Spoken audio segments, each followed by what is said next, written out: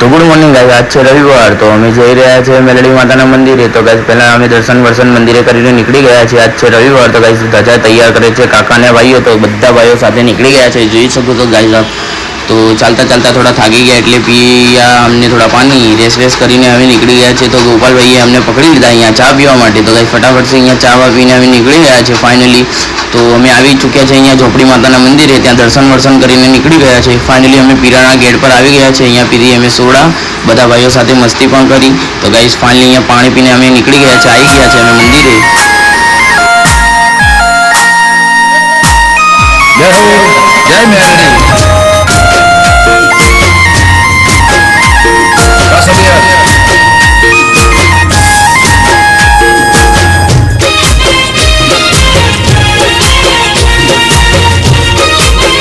ગાइस દર્શન કરીને નીકળી ગયા છે। આજનો બ્લોગ સારો લાગ્યો લાઈક કમેન્ટ અને સબસ્ક્રાઇબ કરો।